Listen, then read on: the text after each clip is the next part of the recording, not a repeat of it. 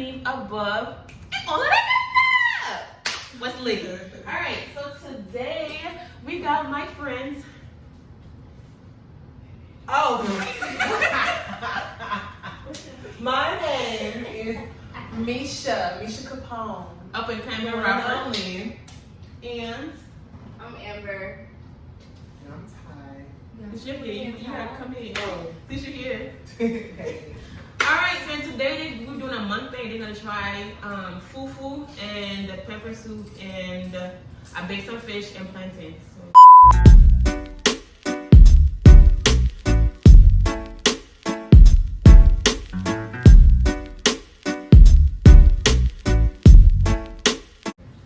Go ahead. Let me see how you like it. Oh, I'm excited.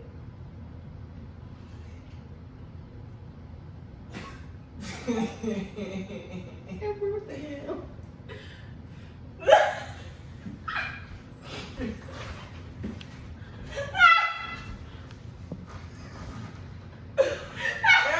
Amber, eat! Yeah, it's actually, It's spicy.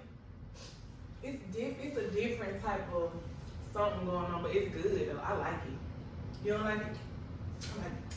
It's giving me mashed potatoes. Mashed potatoes. It's giving me Kind of like country buffet. Cracker Barrel. That's what I think of. How do you compare cultural stuff to the white? Let me help you. You good. It's good. I like this. This is different. I've never. But don't people eat this with their hands? Yeah, but I don't eat my hands. You can have this one. Gotcha. You gotta taste it. This is good. It's good, yeah. What? It's kale. I don't know if you're allergic to kale. Oh, No. no, I just anything besides vagina. Oh. Okay, so what is it? It's fufu and pepper soup. This is really good. It's yes. Look, it's yes. Now do the plantain and the fish. So do we put all that together? No. Okay. Plantain. She's cute. Yeah, this is real good. Right, she's giving me. It's So good. what part of Africa are you from? I'm West African. I'm from Okay. Ghana. Okay. Okay. Come on. Yeah. It's good. I like cousin. I like cousin. She got like cousin. I swear I can never eat plantain. I don't like it. I like cousin. Really? Try what it is. It might be different. Maybe the one you My have. family's Spanish, so they probably make it different than yours. Yeah. Just give me half one. It's what? Taste a little bit. This is it. The fish, you like the fish? Oh no, I ain't tried that. Oh, I'm not Okay. trying to fish. On buy yours, $60 an hour. Okay. We going to the fish. This is good. Fish? Mm-hmm. I love It's this. good. Alright, that's the one I was worried about. Yeah. You did. God. Let me tell you, Mom. I ain't never eaten nobody else plantain. Right. With yours, I don't, cause Kane tried to have some. That don't count. That don't count. That don't count. And it They be looks so like disrespectful to the it culture. looked different. Like it don't even look like this. Like I wouldn't even. It looked weird. Some oxtails. Baby, please make some oxtails. Don't. Yeah. Yeah, it's like goat meat. Now that right there, you might know. You never would try outside of that. You never want it. And so back to the conversation today. I forgot we was doing. Yeah, that was. Me too. We're gonna talk about life after college. Oh. So I feel like I would like for y'all to talk about the realisticness of it, of how it is after you graduate, what you expect, and what people think you should expect, or what the reality of it really is. So, who do I want to go first? Let me see I first. say, okay, so I graduated May 2017. The first thing, I was so happy to graduate. Like, I was like, okay, I'm so happy I can get out of here. I graduated a year after I was actually supposed to graduate. So, I was so happy. I was like, okay, I'm about to go. But all while I'm like, I'm graduating, I'm about to go. Through my mind, I'm like, okay, so what is next? Like, I hear the congratulations, I hear all the, like, oh, I'm so proud of you. Woo. But when you graduate, you thinking what's next. Sometimes you don't know what's next. Sometimes times you may have a plan and it may not go how you expect it to go. So that was my case. Like, I had a specific plan on what I wanted to do after college. Like, I had a plan written out, my 4 or 5 year plan since my freshman year. Like, I'm gonna work for this company when I get out of college. I'm gonna do this, da da da. But that's not how life presented itself to me. So I had to go out and figure it out for myself, like I'm still doing now, figuring it out for myself. And not to say that I won't get there, because I will, but it's just a different route. It's just a different steps that I'm taking, more so than what I thought I was gonna take. I thought it was gonna be smooth sailing, because what they tell you before you get to school when you're younger, you know, go to college to get a good job, get a degree, so that you don't have to work as hard as everybody else. Truth of the matter is, a degree is a piece of paper, especially black, you know. So a degree is just a piece of paper, and they may care about it, they may not care about it. So I think the best thing for people to do is just to find their own path on what they want to do, cause ain't nobody got the key. Nobody. So keep going forward. Everybody gonna make it. Just make sure y'all do what y'all do. However y'all do it. I second that. I have a question. I can do it. So like, as far as like y'all friendships and stuff, I know like you won't see each other as much because now life is hit when I gotta go to work. Right. And it's not just playtime anymore. So like, do y'all still keep it? Well, of course I still talk to you. But do y'all still keep in contact with y'all friends, or like, is it like more distant or? What I like about it is like, cause I'm a Capricorn, so I'm gonna talk to them. I communicate a lot, but what I like about it is like, if I don't hear her, she'll hit me up and check on me. And if they haven't heard from me for a minute, they'll check on me. Like, we don't have to talk every single day to know that like, we're still friends. But we talk enough for me to feel comfortable and know that they still care for me. What about y'all? Yeah, I have to agree. I'm that same way. Like, honestly, I don't want to talk. Even when I was in undergrad, I would tell my friends all the time, like, we ain't doing it. We must not be doing it. Because we always around each other. You know what I'm saying? We're together 24/7. What are we doing? And it was when we separated and found our own lives and our own schedule. When I was like, okay, you know, I like this because we're not always together 24/7. We got different sets of friends, different groups, different schedules. You work, I don't, whatever. But when life hit, you ain't no time to be talking. When you actually doing something, you don't got time to talk to nobody every day. Because you're trying to make sure your stuff's straight. You know, I agree. Like, don't nobody have to talk every day. I don't have to talk to my friends every day. But as long as I know y'all good, I'm good. Yeah, I would say with life, you try to be proactive as possible. Try to like, you know, make things work. But it's also a two-way street.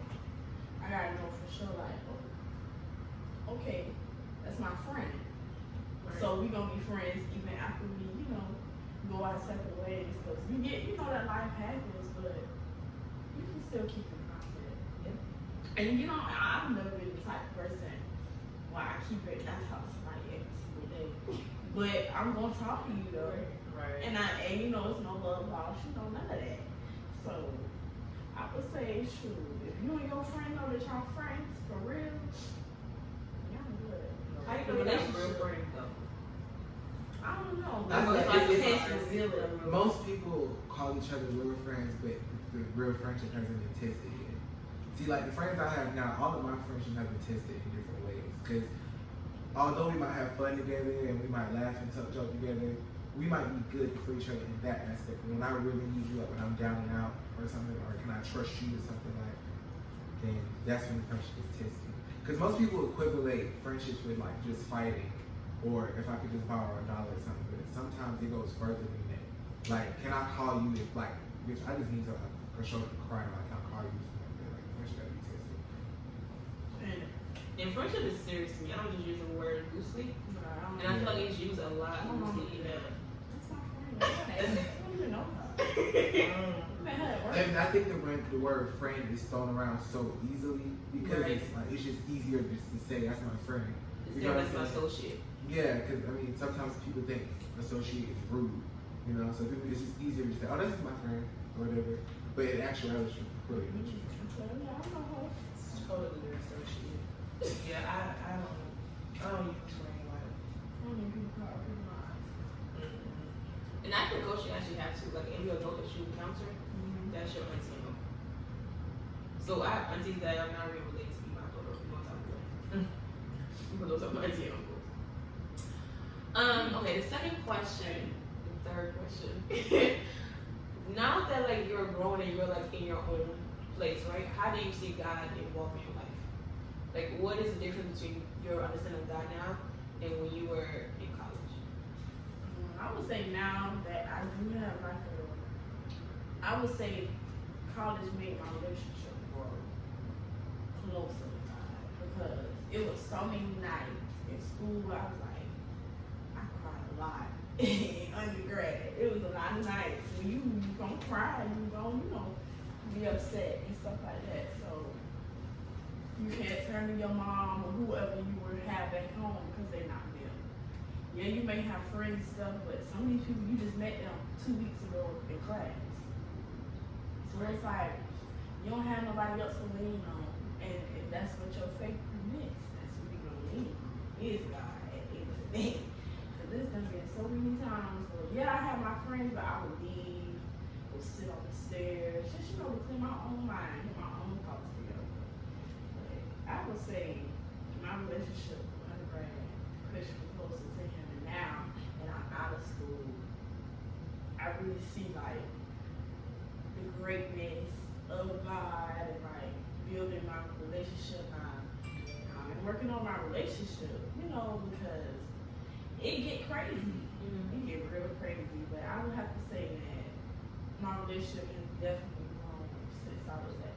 But I also that's another thing about the friend situation. My friends that I was around, we were all spiritual people. I ain't gonna say religious, but we all had our relationships with God. We would be sitting down and we would be busting out singing gospel songs, like having a whole little praise and worship service going on. We all meet up at a friend's house, and we really sitting there, or we'll listen to different gospel music. It would go further than just choir practice and stuff like that. So that's another good thing. If you have the right people around you, you will get the right energies and the right vibes and stuff. They'll steer you in the right direction. You wouldn't even know it. Because a lot of times my mom said that you may be the only Bible that somebody else sees. Your life and the way you work and the way you are, you may be the only godly figure. Because everybody don't believe in God. Everybody don't. Because it can get hard, to believe in it. But you never know who really watching you. So I've always wanted to work on my relationship with God. But it's an everyday process. I don't know. I would say.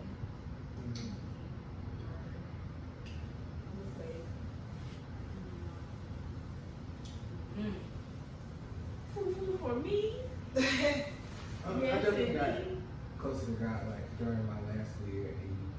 At Payne, I felt like, I know when y'all were little, y'all parents used to make y'all go to church. I still had that mentality. But when I went across the street and I realized y'all, I got a sense of adulthood, over there, and that was hard. And like you said, some nights, you got your friends, but nobody really understands how hard school is. So my friends back home, my parents, they don't understand, this is hard. Trying to go to school, go to work, have fun, you know what I'm saying? Pay bills, trying to figure out what you're gonna do afterwards. This is not just all play all day. But my relationship with him definitely got closer. I felt like I went over there now that I'm back, I look at school differently now. I feel like an adult.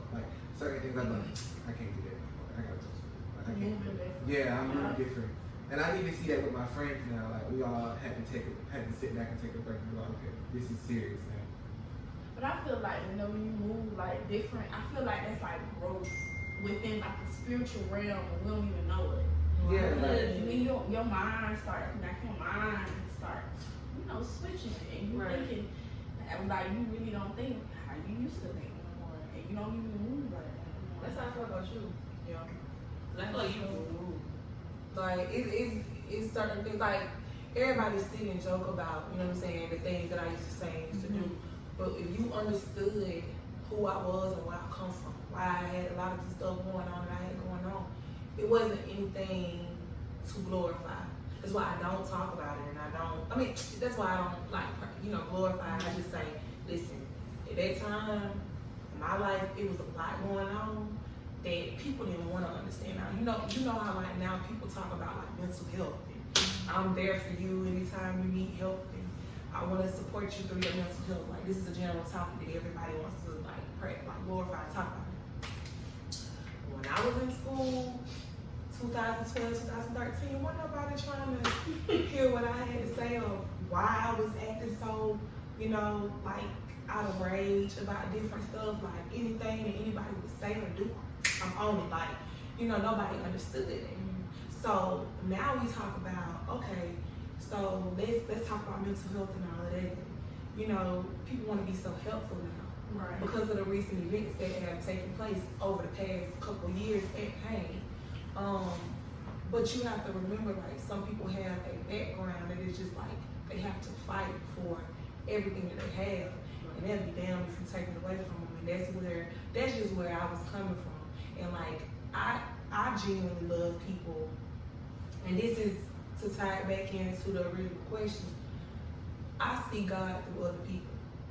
And I say that because that's how I view God through other people. I feel like I take it literal when people be like, we're all created in His image. I feel like I love when people love me beyond what they heard that I've done, or because it's very easy for people to write you off, very easy, and people that don't know that me from then it's like, well, she did that. You wouldn't know because you weren't there. There was a time in my life where I did not know how to, control or conceal or talk to people and figure out what was going on. But now I can, sit and be like, yeah, that was funny. But I want people to learn from it. That's not how you react to situations. That's not how you, like, I don't know, like I sat with, a couple people and like people, they'll tell me, you're very different. Like your whole aura, like your whole, like just ambiance is very different. You're not so, like on edge about everything.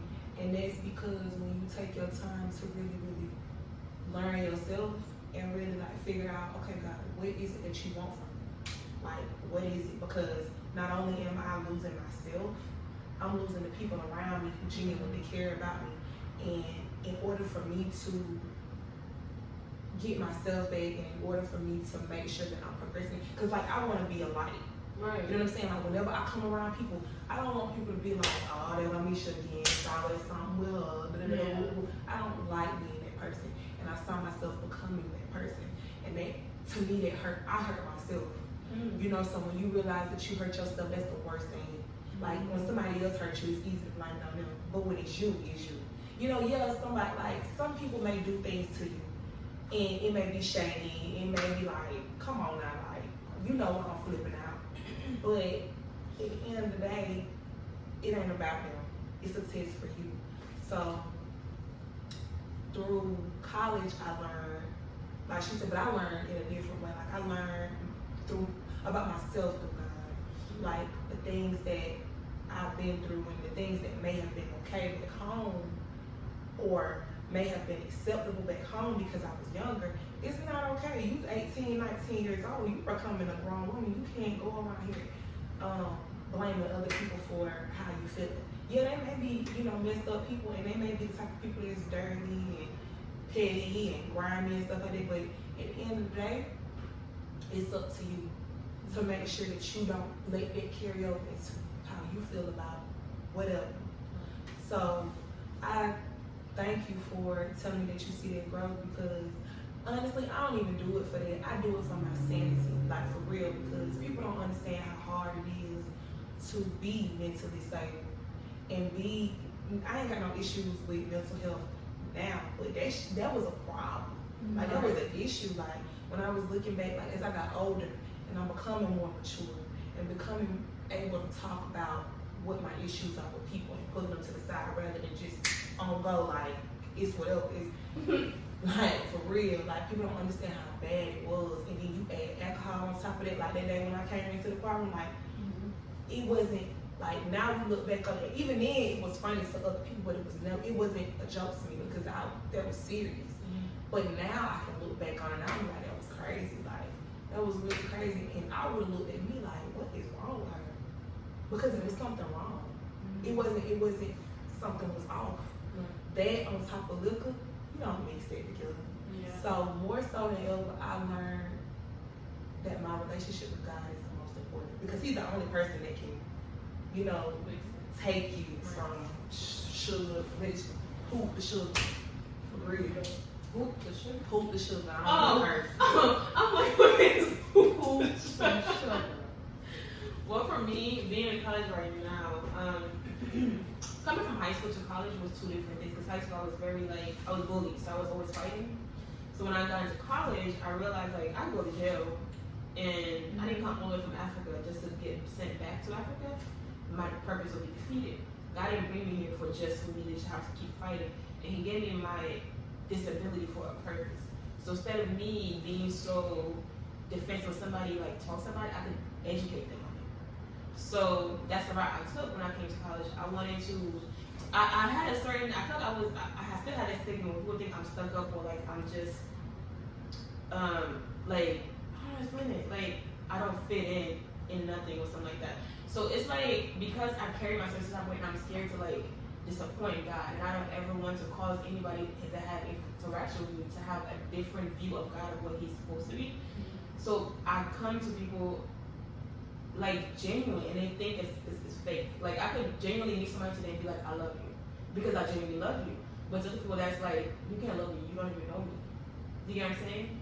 So that's how God helped me. He helped me see that everybody's not me. They're not gonna take things how I take things. They're not gonna understand things how I understand things, because their understanding is not. They didn't come from the same upbringing or the same background as I did. Because I had to do a lot to come to America. Like I was a refugee camp. My family was almost assassinated. Like it was a lot that led me to where I'm at today. So when I'm very defensive of like not getting myself back in this predicament. So because of that, I'm always fighting to stay where I'm at. If that makes sense. Yeah. So my love for God is what helped me stay sane. There's a lot of Misha, and I'll be like, Misha, I feel like suicidal. I feel like my mind is overcrowded. Like, and she'll remind me like, have a day night with God. And that always ends me out. Like just to know that one person in this world loves me beyond my own imagination and wants to be there for me. People may not understand that, like how, because I remember on campus, this one girl was like, you always try to involve God in everything, but God doesn't belong in everything. But if God put me in everything, why can I not put Him in everything? So, yeah. I think my relationship with God definitely got stronger when I went to AU. Like, if I could just spend a day over there, like, if I could compare anything to Him, I would definitely compare it to it. Like, Hey? when I tell you you're by yourself, like, that is a total feeling. You ever heard the saying, I'm alone, but I'm not alone? Yeah. I was alone, and I was definitely lonely. Like, That's even right. my friends was across the street, I felt like there was like miles and miles away. Yeah. Like, from the first day of school, I cried, and I came back to pain, and I told my sister, I said, oh, no, I can do it. She was like, it's only the first day. I'm like, no. Like, you know how like, you just don't feel settled in anything? Yeah. I definitely did not fit in over there. Like, it's so military, and everybody's so into their own world, and everybody was already friends, and I'm just like, I'm just here. And y'all know I'm social as hell. Yeah. And my social ass, I made one friend over there, one. And I was just like, I can't do this no more. He got so bad to the point, I was just like, I was thinking about suicide. Like, that's how, like, I was, like, every time I got a text, I was like, bro, I'm just gonna go ahead and do this shit. Like, I can't do it. And then, like, when Quentin passed away, I was like, okay, now I feel, like, the pain when he left, and I can't do that. And I was just like, okay. So I took a break from school, and I came back, and now, like, I feel like God wanted to show me, like, okay, see all the bullshit you was doing before, I can take that away easily. Like, you know what I'm saying? Like, I learned to appreciate my friends more, I learned to appreciate my family more, like my support system. I appreciate school way more, because everybody does not have that opportunity, you know what I'm saying? So I was just like, damn. So I felt like, well, shit, I gotta finish this out. You know what I'm saying? Like, I gotta finish it quick, I gotta finish it for all the people at AU who be like, who couldn't do it, you know what I'm saying? And even though I was the first person to leave from Penn and make it a whole year, because people don't make it, they make it like a semester. Yeah. But I just appreciate God for just even allowing me to be able to come back to school, because actually I was sad as fuck when I found out I couldn't go to school anymore. Yeah. And you fucked me over that bad and you don't care. And I got a taste of what the real world was like. Like, motherfuckers don't care that you're at home.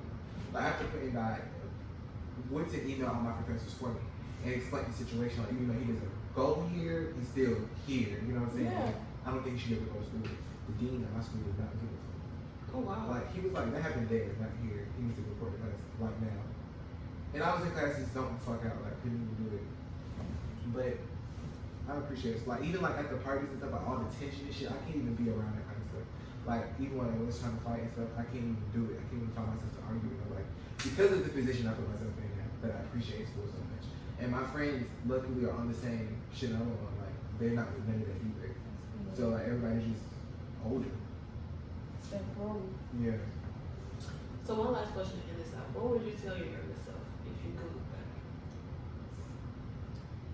For me, I know for a fact I would tell my younger self, like, keep some of the things about yourself because that's what makes you you. But also learn how to, learn when to say everything that you feel. Because when I was younger, I was like being in pain or whatever. Everybody's like, "Oh, you got this certain energy and this certain confidence, whatever." It was not like that when I was younger. It was not like that. Like I wasn't. A lot of the things that played a part in my life and why I was so in a shell when I was younger had to do with a little bit of the conversation we had off camera earlier. Like me personally, I didn't grow up with. Well, I grew up with cousins and stuff, but I didn't grow up having a lot of friends, or I didn't grow up having like cousins that wanted to hang out every day. Like I would see other people and they would have these things. It stems back to like me being younger. I always had abandonment issues because of the simple fact that when you grow up in a household, you don't have a father, and you just like, well, why he can't be there for me, and yada yada and all this stuff, and you don't understand that point. So it's like you dealing with people. On top of that, you're dealing with people who really just tolerate you because you're family, and they don't really even want to. So then that's another problem on top of another issue. So if I could go back and tell my younger self something, it would be just to hold God close because He gonna make sure that you're good at the end of the day, and it might not seem like it's gonna be worth it in the end, but when you go to school, you're going to meet people along your way that will help you shape and mold yourself. Because if I would have never came to pain, I would have been reckless. You hear me? Like reckless. Like probably would have been in somebody's jail, psych ward right now. I don't know. But when I was in 8th grade, I wrote down on a piece of paper, I'm going to school. I'm going to college so I can get away from it. That was my ticket from making. And I meant that. I prayed about it every night. I was like, God, I got to go to school. I got to go to school.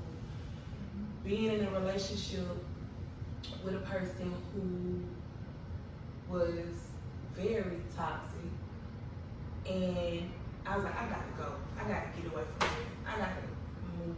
I got to go. And just being in pain really,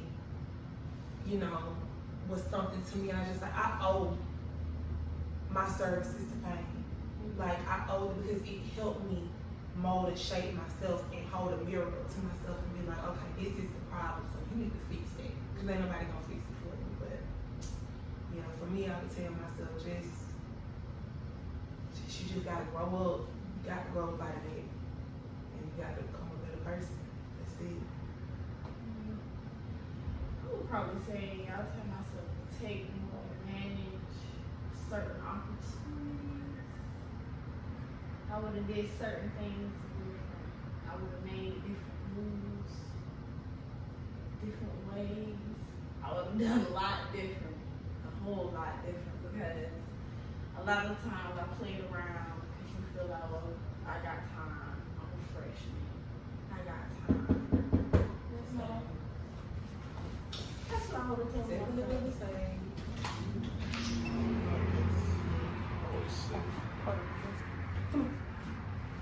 Oh, my headphones. I love that variety. You look like Nina Brown. But But Happy birthday. Thank I just, you know what I've been praying for? I've been praying for like, Come on in. I'm not saying shit or nothing like that, but I've been praying for like friends who genuinely want the best for me, and I genuinely want the best for my friends. I don't care what you look like. I don't care who you are, if you got clout, if you don't have clout. If y'all intentions are pure for me, I gotta have you in my life, because I don't need nobody around me who don't want to see me do good, or you want me to revert back to who I was. I can't do it. Like, one person that I always say I would genuinely forever just be like, I love them because their heart is so pure. And sometimes it just made me feel like, you know, he deserves so much. Yes, like, and I get emotional sometimes when I talk about it, because that man, like, he is genuine, like, to anybody.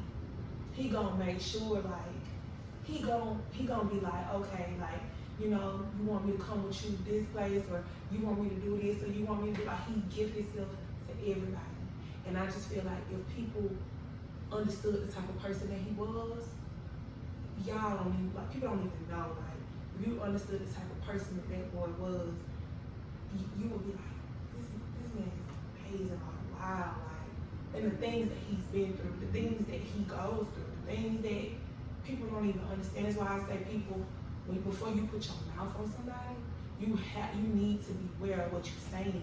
Cause you, like, yesterday when I seen him at homecoming, I was just like, this, like, I'm so glad he out here. So happy that he enjoying homecoming. Yeah, I was glad to see him out there. Yes, and everybody was like, hey, Dan, you know, just loving on Daniel. And that, for me, I was like, I love it. You deserve it.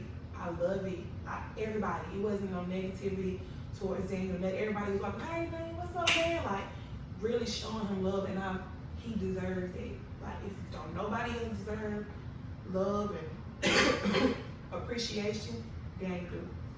100. Love. Well, for me, if I could look back to my younger self, I would tell myself to trust God. Because even though, like, the steps I'm taking may not look like that's what I'm supposed to be, it literally led me to where my dream is. Like, my dream is literally living my dream. I am in an abusive situation. I am on my own. I'm thriving on my own. Like, I didn't think I'd be able to get a place. I didn't think I'd be able to, like, be an adult. Even to be alive is a dream. So I would just tell myself to, even to this day, I tell myself to keep calm and just not think so much and just go with it. Just go with my gut. Yeah. I think I would tell myself, like, perfection isn't real, and that others' opinions, like, is not, whatever people think of me is not my business. Because I don't know if y'all remember, but I know you was out there that night when I got into it on the BG parking lot. That wasn't even, I didn't even have a problem with the second person. I was just overwhelmed. And, like, the little thing that person did just took me over the edge. And that was when I realized, I was like, okay, I'm gonna go to AU. Like, I'm just gonna let it go.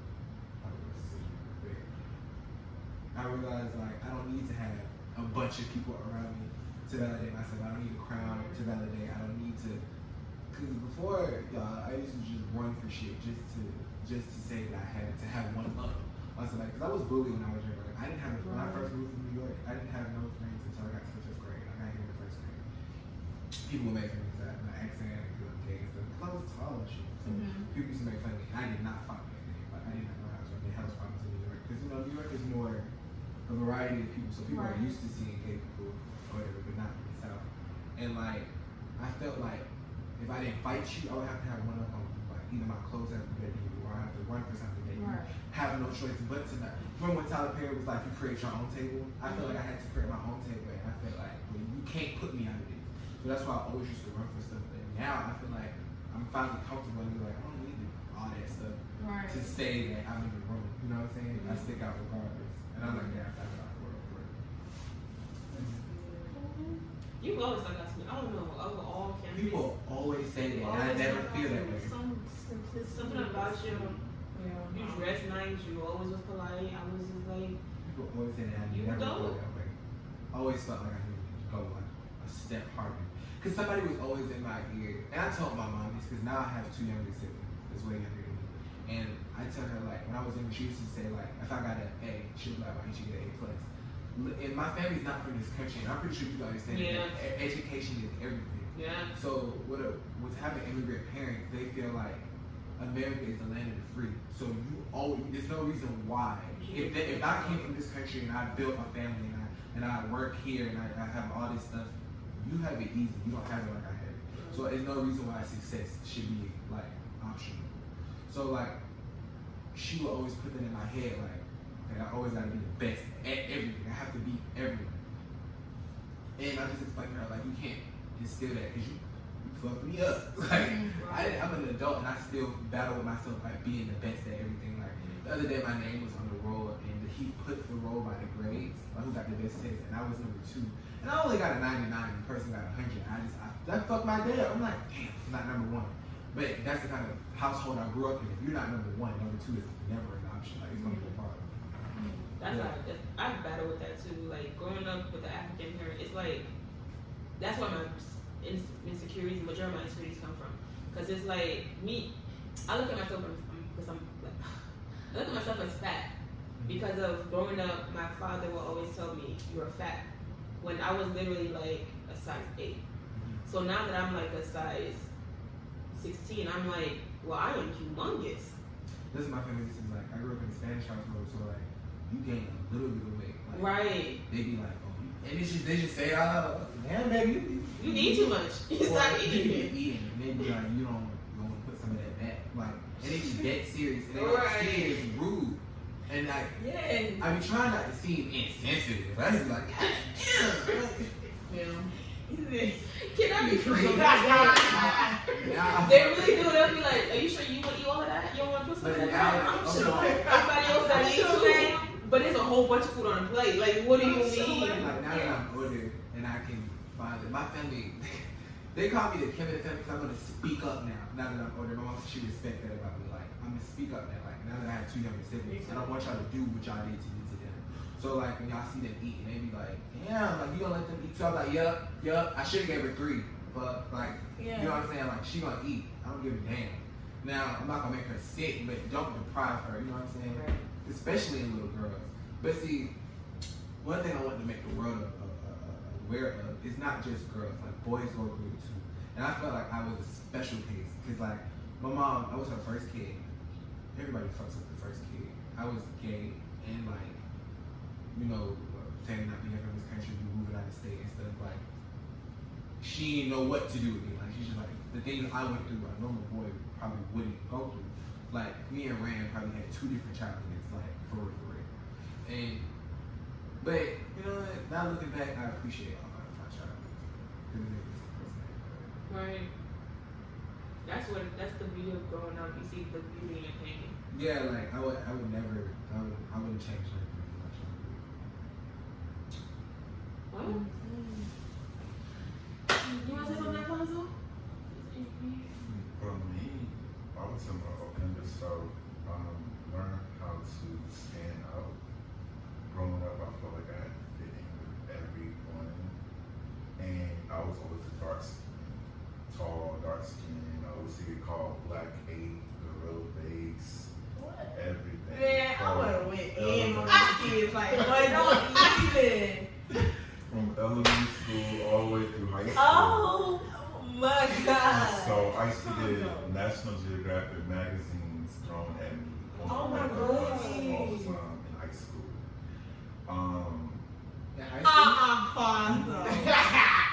No. I was up there ever. Fonzo. Nah, listen. Baby, they would have had to get it. Cause Are you see, going with me, it was always people had a lot of these. But I ain't never seen it. Cause I'm telling you, it was a problem. I mean, you I don't can't fight talk about everybody. it Everybody because says I'm not too keen on it. I don't talk about it because it's like the same people who bully me are not the same people asking for my They help. like your pictures. That and they asking for my help. They ask for money. They ask for this when I come back home to my hometown. You know what I'm saying? So it's like karma.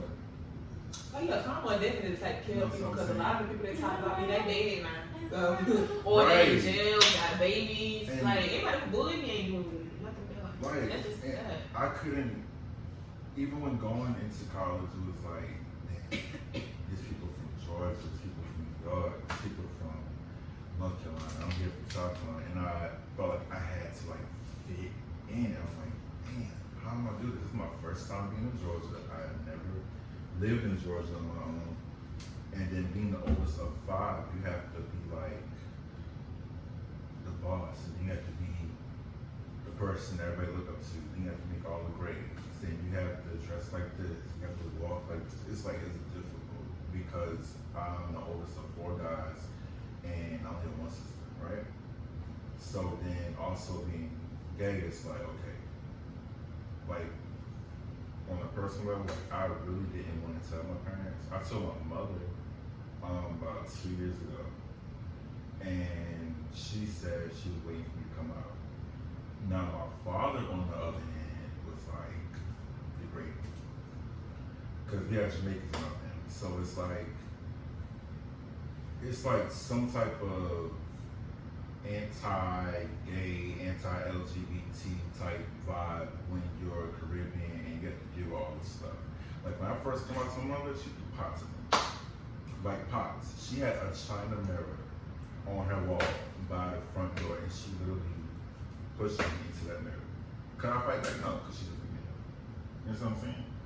But as the years went on, it's like she started accepting me. She started realizing that, hey, you don't have to be straight to make it out. Like, you don't have to be accepted through everything.